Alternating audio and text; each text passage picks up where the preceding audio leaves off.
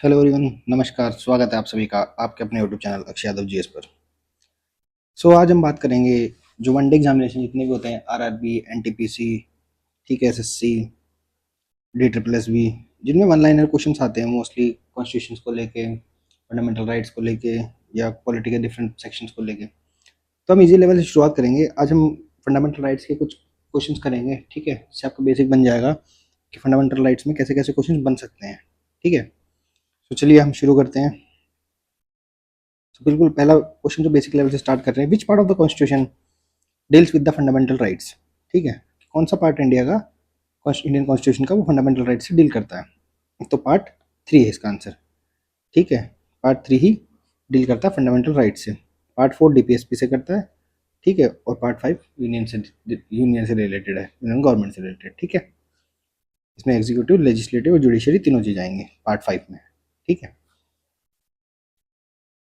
ऐसी बात करूं और पार्ट 2 है, उसमें सिटीजनशिप के बारे में। सिटीजनशिप कैसे ली जा सकती है, कैसे को रिनाउंस किया जा सकता है, कैसे छोड़ा जा सकता है, वो सब पार्ट 2 में है, ठीक है। इसका लिंक डिस्क्रिप्शन में डाल दूंगा। मैंने पार्ट्स को डिस्कस किया है पहले वीडियोस में, ठीक है। सेकंड क्वेश्चन है, fundamental rights are borrowed from the constitution of which country. जो एफआर है वो किससे बोरो किए गए हैं? तो एफआर बोरो करे गए हैं यूएसए के कॉन्स्टिट्यूशन से। किससे बोरो करे गए हैं? यूएसए के कॉन्स्टिट्यूशन से। इसी तरह से अगर हम डीपीएसपी की बात करें तो डीपीएसपी आयरिश कॉन्स्टिट्यूशन से बोरो करे गए हैं, जो आयरलैंड का है, ठीक है। से बोरो करे गए आयरिश कॉन्स्टिट्यूशन से, ठीक है। इसी तरह से थर्ड सवाल की ओर बढ़ते हैं। थर्ड सवाल जो है, articles related to fundamental rights are from. जो फंडामेंटल राइट्स के आर्टिकल्स हैं वो किसमें से, इनमें से कौन से आर्टिकल्स हैं टोटल, ठीक है। पार्ट 3 में कौन कौन से आर्टिकल आते हैं, इनका मानना ये पार्ट 3 के आर्टिकल्स हो गए फ्रॉम आर्टिकल 12 से लेके 35 तक, ये एफ आर के होते हैं, ठीक है। 1 to 4 होते हैं स्टेट के बारे में, ठीक है। 5 to 11 होते हैं सिटीजनशिप को लेके, ठीक है, सिटीजनशिप को लेके, ठीक है। 35 तक एफ हो गए फंडामेंटल राइट, ठीक है। 36 से लेके 51 तक होते हैं डीपीएसपी, ठीक है। ये पार्ट 4 तक है, ठीक है। इसका आंसर होगा आर्टिकल 12 to 35। नेक्स्ट क्वेश्चन है, which article defines the state. Article 12 है वो डिफाइन करता है स्टेट को, ठीक है। ये ध्यान रखना। आर्टिकल 13, 14, 15 मैं आपको बताऊंगा आगे, ठीक है। आर्टिकल 12 है वो डिफाइन करता है स्टेट को, ये डेफिनेशन देता है स्टेट, ठीक है। नेक्स्ट क्वेश्चन है जैसे, which article deals with laws inconsistent with fundamental rights, ठीक है। तो ये कौन सा आर्टिकल होगा? आर्टिकल 13। आर्टिकल 13 डील करता है लॉज इनकंसिस्टेंट विद और in derogation of the fundamental rights, ठीक है। जो डेरोगेटरी होगा लॉ फंडामेंटल राइट्स से, उसका डिस्कशन करता है, उसका डिस्कशन करता है आर्टिकल 13, ठीक है। नेक्स्ट क्वेश्चन है, right to equality is covered under which articles, ठीक है। राइट टू इक्वालिटी कौन से आर्टिकल्स के अंदर कवर है? तो राइट टू इक्वालिटी है वो आर्टिकल 14 से लेके 18 तक। नेक्स्ट क्वेश्चन डिस्कस करते हैं, आर्टिकल 14 गारंटीज। आर्टिकल क्या गारंटी करता है? आर्टिकल 14 गारंटी करता है इक्वालिटी बिफोर लॉ, कि लॉ के लिए सभी समान है, ठीक है, ठीक है। नेक्स्ट क्वेश्चन है, equality before law is borrowed from. जो इक्वालिटी बिफोर लॉ है वो किससे लिया गया है? So equality before law is borrow from Britain, ठीक है, ठीक है, ध्यान रखना। आर्टिकल 15 क्या कहता है? Article 15 prohibits discrimination on grounds of. तो आर्टिकल 15 डिस्क्रिमिनेशन कौन कौन से ग्राउंड्स पे करता है? रेस, रिलीजन, कास्ट, सेक्स और प्लेस ऑफ बर्थ। तो इसमें रेस नहीं है, रेस है इसमें, रिलीजन है, कास्ट, सेक्स कि मेल या फीमेल, ठीक है, और प्लेस ऑफ बर्थ। तो इन 5 चीज़ों पे करता है, ठीक है। तो इसमें आंसर होगा all of the above, all of this, ठीक है। इस तरह से आर्टिकल, नेक्स्ट क्वेश्चन है, which article provides equality of opportunity in public appointment employment. कौन सा आर्टिकल है जो पब्लिक एम्प्लॉयमेंट की बात करता है, इक्वल अपॉर्चुनिटी की? तो आर्टिकल 16। आर्टिकल 16 क्या करता है? Equality of opportunity in matters of public employment, ठीक है। इसका आंसर होगा आर्टिकल 16। इसी तरह से क्वेश्चन नंबर 11 की बात करें, क्वेश्चन नंबर 11 क्या कहता है? Untouchability is abolished under. जो अनटचेबिलिटी है वो किसके अंडर अबॉलिश की गई है? तो अनटचेबिलिटी अबॉलिश किसके अंदर की गई? आर्टिकल 17। आर्टिकल 17 क्या कहता है? अबॉलिशन ऑफ अनटचेबिलिटी, ठीक है, इन एनी फॉर्म, ठीक है।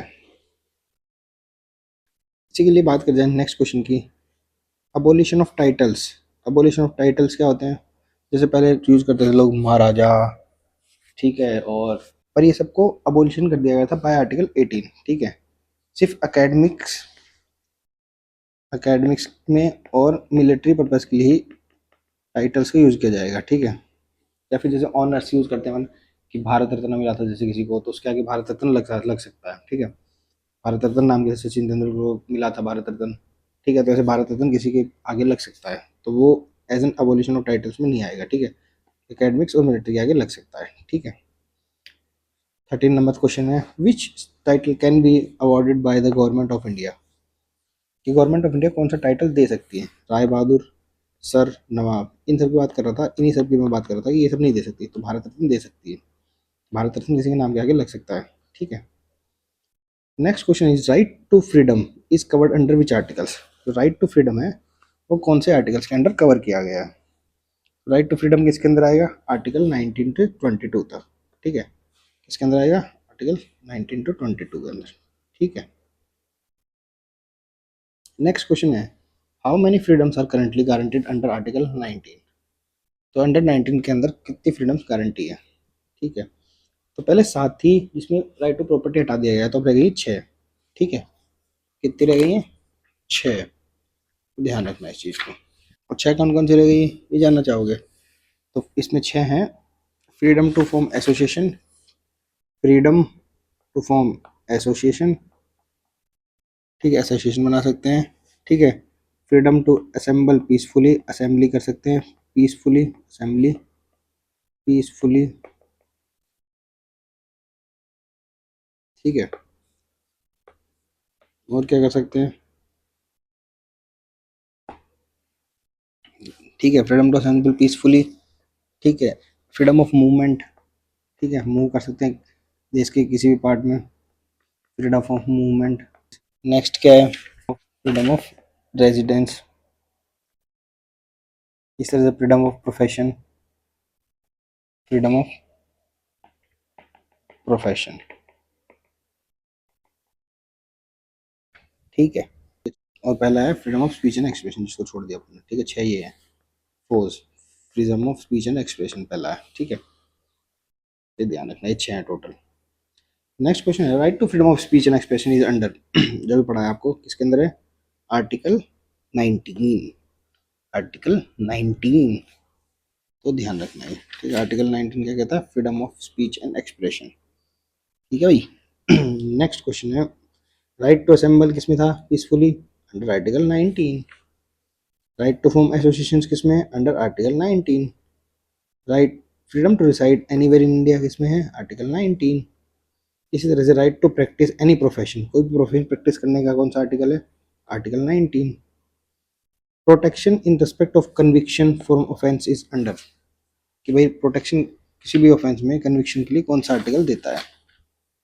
तो कौन सा आर्टिकल देता है कन्विक्शन को प्रोफेंस करने के लिए? आर्टिकल 20, ठीक है। जो आर्टिकल 20 है वो बात करता है protection in respect of conviction, ठीक है। Protection against double jeopardy, double GOD party भी कौन सी बात करता है? इसमें प्रोटेक्शन प्रोवाइड, जो जो हमने आर्टिकल पढ़ाई है प्रोटेक्शन कन्वेक्शन में, इसमें 3 तरह की प्रोटेक्शन दी जाती है, ठीक है। 3 प्रोविजन है। पहला है no ex post facto law, ठीक है। इसका मतलब है no person shall be convicted of any offence except for violation of law in force at the time of commission of the act. ये मान लो नो पास एक्सपेक्टो लॉ का मतलब है कि जिस टाइम कोई मान लो क्राइम हुआ है, ठीक है, उस टाइम वो लॉ बना हुआ होना चाहिए। ये नहीं है कि उस लॉ को उसके बाद लाया गया। जैसे जो पोस्ट निर्भया कांड था, निर्भया केस जो हुआ था, निर्भया केस, ठीक है, उसके बाद जो रेप विक्टिम्स थे उनके लिए जो थोड़े लॉज थे उनको चेंज किया गया था, ठीक है। पर जो लॉज चेंज हुए थे वो निर्भया केस पे नहीं लगा जा सकते थे, क्योंकि उसके बाद चेंजेस हुआ था उनमें। तो समझ रहे हो? तो no ex post facto law का मतलब ये होता है कि जो आप बैक डेट में उन पर नहीं लगा सकते हैं इन क्रिमिनल केसेस। आप सिविल केसेस में बैक डेट से लगा सकते हैं, जैसे पेनल्टी किसी ने टैक्स चोरी करी है तो टैक्स में बदला के ला के आप पीछे से लगा सकते हैं, तो वो सिविल केस हो गया, सिविल केस में हो सकता है, ठीक है, पर क्रिमिनल केस में नहीं हो सकता। इसका कहने का मतलब ये। इस तरह से पहला ये था। दूसरा क्या है? No double jeopardy, double jeopardy का मतलब होता है कि एक ही इंसान किसी भी ऑफेंस के लिए 2 बार सजा नहीं काट सकता, ठीक है। जैसे आपने अंधा कानून मूवी देखी है, अमिताभ बच्चन की अंधा कानून मूवी है, उसमें क्या होता है, नो डबल जियोपार्डी। इसका मतलब है अंधा कानून जो मूवी होती है ना, उसमें क्या होता है, अमिताभ बच्चन होता है शायद, जितना मेरे को ध्यान में आ रहा है, अमिताभ बच्चन है ना एक मर्डर की सजा काट के आता है वापस, ठीक है। और वो जिसकी मर्डर की सजा काट के आता है वो आदमी जिंदा होता है, ठीक है। तो वो उसका मर्डर सही में कर देता है दोबारा, पर वो उसी के मर्डर के लिए दोबारा जेल नहीं जा सकता, क्योंकि वो पहले ही एक बार जा चुका है उसके बारे में, ठीक है। तो सेम चीज के लिए वो 2 बार जेल नहीं जा सकता, समझ गए। तो ये डबल जीओडी पार्टी है का मतलब है। थर्ड है no self incrimination. No self incrimination.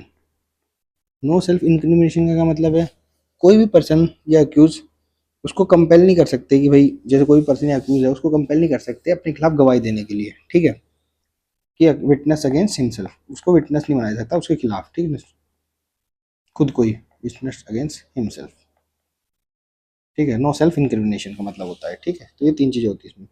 Protection in respect of conviction in under offence, ठीक है, अंडर आर्टिकल 20 के अंदर, अंडर आर्टिकल 20, ठीक है। इसी तरह से नेक्स्ट क्वेश्चन की बात करें, प्रोटेक्शन अगेंस्ट डबल जियोपार्डी, जो मैंने पढ़ा है आपकी, इसमें प्रोवाइडेड अंडर आर्टिकल 20, ठीक है। इसी तरह से नेक्स्ट क्वेश्चन है, no person shall be deprived of his life and personal liberty except procedure established by law. Article 21 बात कर रहा है इसकी, ठीक है। कौन सा आर्टिकल बात कर रहा है, आर्टिकल 21। ये आर्टिकल 21 की डेफिनेशन है जो लिखी है पर, ठीक है। नेक्स्ट क्वेश्चन है, right to education is under which article. Right to education is article under 21A। कब डाला गया था 21A, कॉन्स्टिट्यूशनल अमेंडमेंट एक्ट, कौन सा, 86 कॉन्स्टिट्यूशनल अमेंडमेंट एक्ट कब आया था, 2002 में, ठीक है। इसमें क्या लिखा था, the state shall provide free and compulsory education to all children at the age of 16 to 14 years, ठीक है, ठीक है। और इसमें सिर्फ एलिमेंट्री एजुकेशन की बात हुई है, 6 to 14 एज होती है, ये ध्यान रखना, ठीक है। और एलिमेंट्री एजुकेशन की बात हो रही है, ये नहीं कि कॉलेज की बात करोगे, एलिमेंट्री एजुकेशन, ठीक है। आर्टिकल जो 21A है वो एलिमेंट्री एजुकेशन की बात करता है, ठीक है। तो ये बात भी ध्यान रखना। Next question, right to education was added by which amendment, 86th amendment, ठीक है, मैंने आपको बता दिया, ठीक है। नेक्स्ट क्वेश्चन क्या है, नेक्स्ट क्वेश्चन है, आर्टिकल 21 ये provides free and compulsory education to children aged, कौन सी एज के बच्चों को प्रोवाइड करते हैं, 6 to 14 ईयर्स की एज के, ठीक है, ये बता दिया मैंने आपको। नेक्स्ट क्वेश्चन क्या है, नेक्स्ट क्वेश्चन है, protection against arrest and detention is under, जो अरेस्ट और डिटेंशन है वो किन से केस में, कौन से आर्टिकल में बचाया जाता है, अंडर आर्टिकल 22। 22 में कौन कौन से तरह के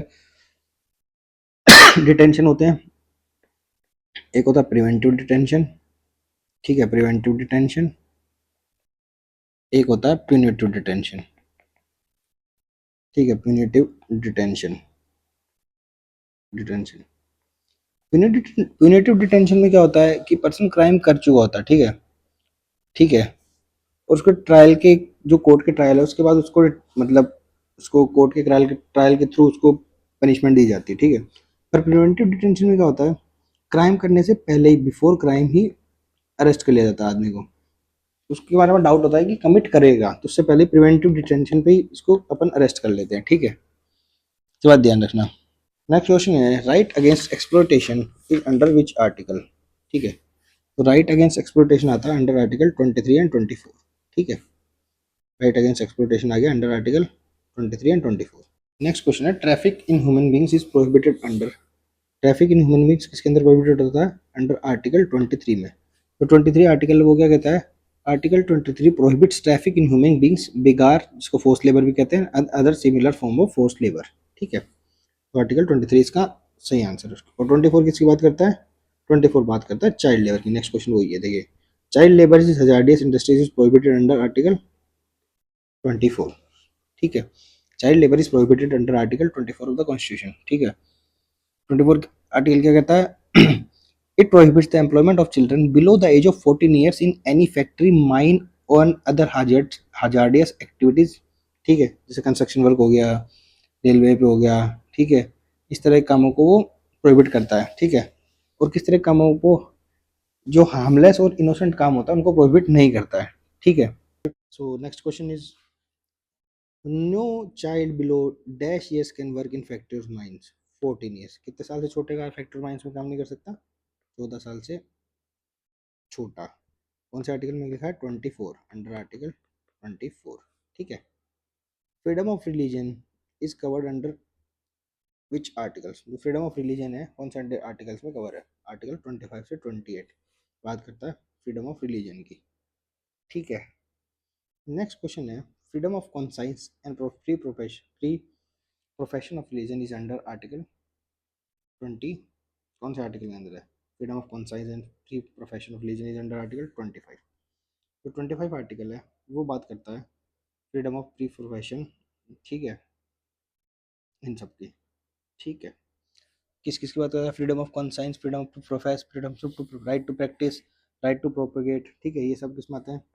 राइट टू प्रोपोगेट जैसे, ठीक है, प्रोपोगेट करना अपने लिए, राइट टू प्रैक्टिस करना, राइट टू प्रैक्टिस, जैसे freedom of conscience, freedom of conscience, ठीक है, ये वाला conscience, freedom to, freedom to profess, ठीक है, प्रोफेस करना अपने रिलीजन को, ये सब आर्टिकल 25 में आता है, ठीक है। नेक्स्ट क्वेश्चन है, management of religious affairs is guaranteed under which article? तो मैनेजमेंट रिलीजियस अफेयर्स का वो कौन से आर्टिकल के अंदर गारंटी है? आर्टिकल 26 के अंदर, ठीक है, ध्यान रखना। Management of religious affair is guaranteed under article 26। Next है, freedom from payment of taxes for promotion of any religion is under article 27 की बात हो रही है। क्या बात हो रही है? आर्टिकल 27 क्या कहता है? आर्टिकल 27 कहता है, it lays down that no person shall be compelled to pay any taxes for the promotion or maintenance of any particular religion। किसी भी पर्टिकुलर रिलीजन के मेंटेनेंस, उसके प्रमोशन के लिए आप उससे पैसा नहीं ले सकते हैं, ठीक है, प्रमोशन करने के लिए एक पर्टिकुलर रिलीजन को, ठीक है। आप सब रिलीजन्स के लिए कर सकते हैं पर एक सिंगल रिलीजन के प्रमोशन के लिए टैक्स नहीं लगा सकते, ठीक है। तो फ्रीडम करता है टैक्सेस और for promotion of any religion, ठीक है, सब रिलीजन के लिए दे सकते हैं पर इंडिविजुअल रिलीजन के लिए आप टैक्स नहीं ले सकते हो, ठीक है। Next question, religious instruction in certain educational institution is prohibited under article 28, ठीक है, ठीक है। आर्टिकल 28 क्या कहता है? No religious instruction shall be provided in any educational institution wholly maintained out of state funds. इसका कहने का मतलब है जो भी स्टेट फंड से एजुकेशनल इंस्टीट्यूशन चल रहे हैं उनमें जो रिलीजियस इंस्ट्रक्शंस हैं वो नहीं दी जाएंगे, ठीक है, वो कंप्लीटली प्रोहिबिटेड होंगे, ठीक है, ठीक है। जो पर आर्टिकल 28 है ना, 4 टाइप के डिफरेंट इंस्टीट्यूशंस को भी बाइफरकेट करता है। क्या? एक तो होता है जो सारे मेंटेन बाय स्टेट फंड से होता है कि होली मेंटेन्ड बाय स्टेट, एक होता है होली मेंटेन्ड बाय स्टेट, ठीक है। दूसरा कैसे होता है? Institution administrated bye the state but establish under any endowment और ट्रस्ट, कि ठीक है कि उसका एडमिनिस्ट्रेशन तो स्टेट कर रहा है। एक तो है फुली मेंटेन्ड बाय स्टेट, ठीक है, एक है कि एडमिनिस्ट्रेशन स्टेट कर रहा है पर वो किसी ट्रस्ट के अंदर बना हुआ है, ठीक है, सेकंड वो है। इस तरह से थर्ड की बात करें, थर्ड होता है institution recognized by the state, ठीक है, थर्ड होता है रिकॉग्नाइज करना, रिकॉग्नाइज्ड बाय स्टेट। दूसरा क्या था? एडमिनिस्ट्रेटिव बाय स्टेट, ठीक है, perform under trust, administrative by state but formed under trust के, ठीक है। तीसरा रिकॉग्नाइज बाय स्टेट्स बोल दिया, और चौथा है institutions receiving aid from the states.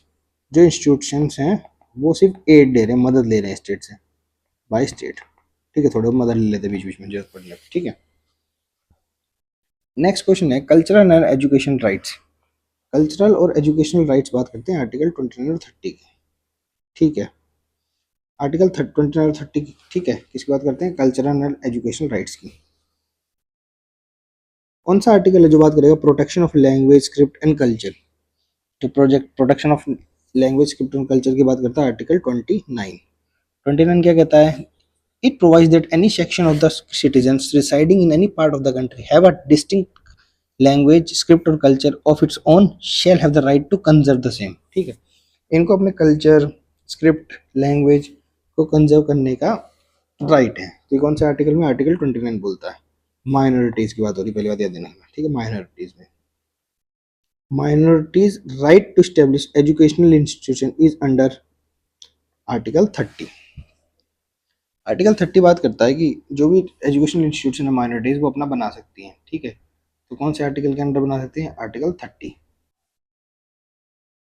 Next question is right to constitutional remedies is under constitutional remedies. Constitutional remedies का क्या मतलब होता है? कॉन्स्टिट्यूशनल रेमेडीज का मतलब ये होता है, जैसे भाई मान लो आपका राइट वायलेट हो गया, भाई खाली फंडामेंटल राइट्स देने से तो थोड़ी बन रहा है कि हमको बोल दिया हमें फंडामेंटल राइट्स है, पर उनको कोई बचाएगा भी तो सही, हमारे वायलेट हो गए तो हम कहाँ जाएंगे? तो उसको बचाने के लिए इसमें डिफरेंट आर्टिकल्स हैं सुप्रीम कोर्ट और हाई कोर्ट्स के।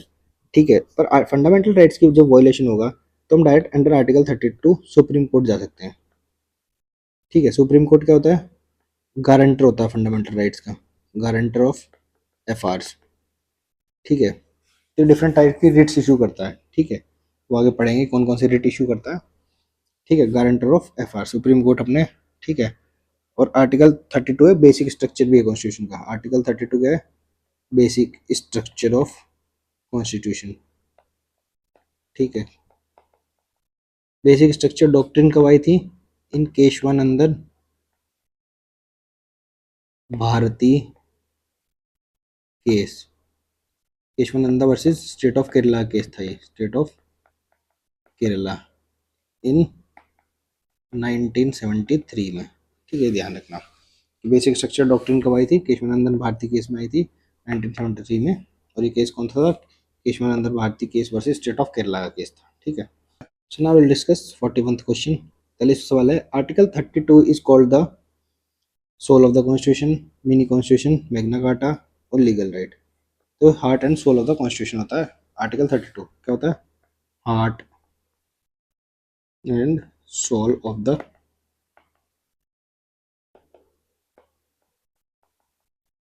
कॉन्स्टिट्यूशन। ठीक है, heart and soul of the constitution होता है article 32। who called article 32 as the heart and soul of the constitution? Heart and soul किसने कहा था? हार्ट एंड सोल कहा था डॉक्टर बी आर अम्बेडकर ने। ये बात ध्यान रखना, हार्ट एंड सोल किसने कहा था? बी आर अम्बेडकर ने। ठीक है, next question is which right writ means produce the body. Produce the body. ठीक है, प्रोड्यूस द बॉडी का मतलब क्या होता है? कि भाई इंसान की बॉडी को पेश किया जाए, काइंड ऑफ। ठीक है, तो हैबियस कॉर्पस इसका मतलब होता है टू हैव द बॉडी, की बॉडी को लेके आओ, to have the body in the court. भाई जिंदा मुर्दा कैसे भी कोर्ट में बॉडी को लेके आओ। तो हैबियस कॉर्पस की जो रिट होती है वो जारी करता है supreme court under article 32। Under article 32 supreme court 5 तरह की रिट देता है। ठीक है, कौन कौन सी? ये लिखी हुई जिसमें से हैबियस कॉर्पस, पहली habeas corpus, second is mandamus. ठीक है, mandamus. Third is certiorari, certiorari. Fourth is prohibition, prohibition, prohibition. ठीक है, the last one is quo warranto, quo warranto. ठीक है, ये 5 तरह की रिट्स होती हैं। ठीक है, तो प्रोड्यूस द बॉडी में कौन सी आएगी? हैबियस कॉर्पस का मतलब होता है टू हैव द बॉडी। ठीक है, इस तरह से जो रिट होती है वी कमांड का मतलब क्या होता है? मैंडमस। जो मैंडमस जिस जो रिट होती है उसका नाम होता है मैंडमस। होता है हम कमांड करते हैं कि ये किया जाए, तो इसी एक अथॉरिटी पे दिया जाता है ऊपर। जैसे कोई मान लो गवर्नमेंट अथॉरिटी अपना काम नहीं कर रही तो सुप्रीम कोर्ट उसको ऑर्डर देगा कि हम तुम्हें कमांड करते हैं ये काम करो, अपनी ड्यूटी पूरी करो, मतलब। ठीक है, तो मैंडेमस उसको इशू किया जाएगा जो अथॉरिटी अपना काम नहीं कर रही उसको। ठीक है, इसी तरह से है the writ is issued to prevent a lower court, जो लोअर कोर्ट है, फ्रॉम एक्सीडिंग इट्स जुडिक्शन। ठीक है, कोई लोअर कोर्ट है अपने जुडिक्शन से बाहर जा रहा है तो उसको क्या करेगा? जो हायर कोर्ट है उसको प्रोहिबिट करेगा कि भाई तुम अपनी जुडिक्शन से बाहर मत जाओ। तो इसमें कौन सा आएगा? प्रोहिबिशन। वही अपने तुम मान लो मान लो अपनी जुडिक्शन से बाहर काम कर रहे हो तो उसको प्रोहिबिट करेगा जो हायर कोर्ट है, तो इसमें प्रोहिबिशन की रिट जारी होगी। ठीक है, इसी तरह से कोई रिट पूछती है आप किस अथॉरिटी इस ऑफिस को होल्ड कर रहे हो? By what authority? आपके पास कौन सी अथॉरिटी है? मान लो कोई किसी सीट पे बैठा है, कोई गवर्नमेंट एम्प्लॉय, हम उससे पूछते हैं भाई आपके पास कौन सी अथॉरिटी है, तो जो सुप्रीम कोर्ट उसको रिट जारी करेगा कि आपने क्वालिफाइड हो इस पोस्ट के लिए या नहीं हो। तो इसके लिए कौन सी रिट जारी करेगा सुप्रीम कोर्ट? वो ध्यान रखने की बात हो रही है। ठीक है, तो कौन सी होगी? वो होगी कोआ वारंटो। कोआ वारंटो बात करता है बाय व्हाट अथॉरिटी, कौन सी अथॉरिटी से आप सीट पर बैठे हो। ठीक है। इसी तरह से 47 जो क्वेश्चन है उसमें क्या है, which writ is issued to transfer a case to a high court, कि कौन सा ऐसा रिट है वो इशू करेंगे कि जो लोअर केस कोर्ट से जो केस है वो हायर कोर्ट में चला जाए। इसमें आएगी शुरशुरोरी, कौन सी आएगी? शुरशुरोही, शुरशुरोरी। ठीक है, जो शुरशुरोरी की रिट है वो इशू करती है। ठीक है, कि किसी भी केस को लोअर कोर्ट में हायर कोर्ट में ले जाने के लिए, कि आप इसको बंद करो, हमारे पास सारे डॉक्यूमेंट्स भेजो, हम इसको देखेंगे केस को। मोस्टली ये जब होता है जब कोई कॉन्स्टिट्यूशनल मैटर हो, कोई लोअर कोर्ट के पास ऐसी डील हो जो उसको समझ से मतलब उसके पावर्स में ना हो, तो वो हायर कोर्ट्स मंगा लेते हैं अपने पास। ठीक है, जहाँ पे भी कॉन्स्टिट्यूशन को एनालाइज करने की बात आएगी उस टाइम पे शुरशुरी रिट पास की जाती है, लिख दी जाती है। ठीक है, ठीक है, इशू करता है हाई कोर्ट या सुप्रीम कोर्ट। ठीक है। नेक्स्ट क्वेश्चन है, which fundamental right was removed by the 44th amendment. 44th amendment से कौन से राइट को इशू किया था, एफआर को हटाया गया था? तो राइट टू प्रॉपर्टी है उसको 44th अमेंडमेंट एक्ट से हटाया गया था, 1978 में आया था ये। ठीक है, और इसमें जो आर्टिकल 31 बी था पहले, राइट टू प्रॉपर्टी, ठीक है, इसको कहाँ डाल दिया था? 300 ए में, अंडर आर्टिकल। ठीक है, तो अब ये फंडामेंटल की जगह क्या हो गया? कॉन्स्टिट्यूशनल राइट हो गया, right to property constitutional right हो गया इंस्टेड ऑफ फंडामेंटल राइट। ध्यान रखना ये बात। ठीक है, ठीक है। तो right to property is now a fundamental right, constitutional right, natural right, legal duty. तो ये हो गया कॉन्स्टिट्यूशनल राइट हो गया अब। ठीक है, एफआर नहीं रहा, ये फंडामेंटल राइट नहीं रहा, ध्यान रखना। Right to property is under now article 300 A, जो मैंने आपको बताया अभी। Right to property under article 300 A के अंडर है अभी। ठीक है। So thank you everyone. आज हम 50 क्वेश्चन करेंगे, नेक्स्ट 50 क्वेश्चन हम नेक्स्ट पार्ट में करेंगे। किसी मेरे भाई को यहाँ तक दिक्कत हो तो कमेंट बॉक्स में बताएं। ठीक है, हमारे चैनल को शेयर करें, सब्सक्राइब करें और हमसे जुड़ें किसी भी कॉम्पिटिटिव एग्जाम की तैयारी करने के लिए। ठीक है, थैंक यू, जय हिंद।